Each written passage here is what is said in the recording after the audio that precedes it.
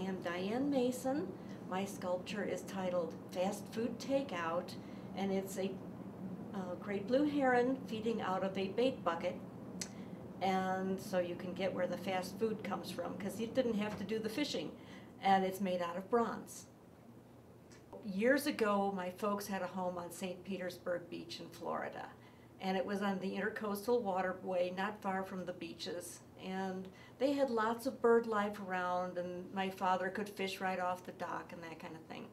So when he would be fishing, the birds would all come hoping for a handout. Well, he started seining for bait fish every morning and just setting the bucket out on the dock.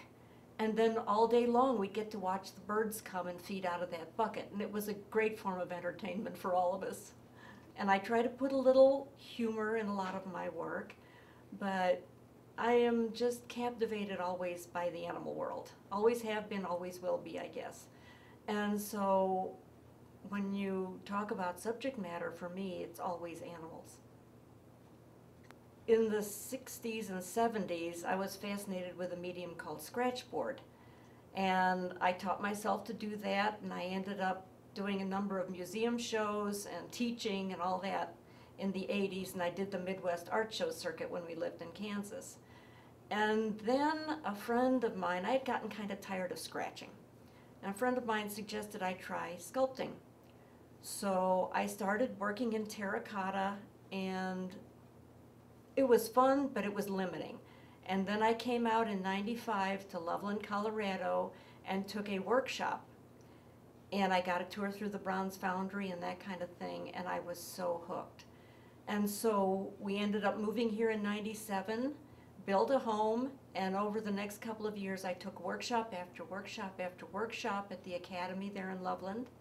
I cast my first piece of bronze in 2000, and since then it's been pretty much the same. I'm doing the animal subject matter, which I love, and I've been very successful. I've gotten very well recognized around the country, and I ended up as president of the International Society of Animal Artists.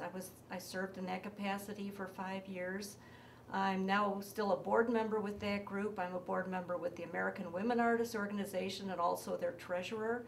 And so now my focus is a little less on the sculpting itself, but as to what I can contribute to other artists that are coming along and starting out in their careers and helping them get their exposure in the world in general. And I find meaning in that, but as far as art for everyone, I think there is an important role in that art makes us appreciate the world we live in a bit more. It makes us look more closely at it. It can bring in humor, make us laugh. It can make us think. It can be thought-provoking. And so I think for each artist, it's an individual matter.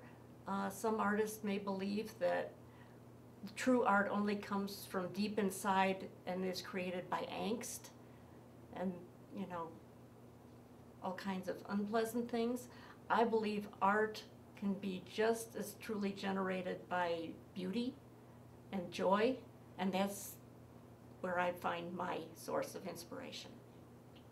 I want them to look very carefully at the base of the sculpture and the bucket that the heron is feeding out of and everything, because I've got all kinds of little inscriptions, and they make it kind of fun. On the bucket, for instance, it says, "Property of the hungry fisherman," and down below it says, "Fishing is for the birds," on the dock. And there's a few other inscriptions, and so I want them to look all around and see what they can find, and I think they'll be pleased with the detail and the humor, and I hope they just enjoy it. Fine. I am thrilled. Yeah, this is such a wonderful program, and you treat the artists so well here. I really appreciate being asked back.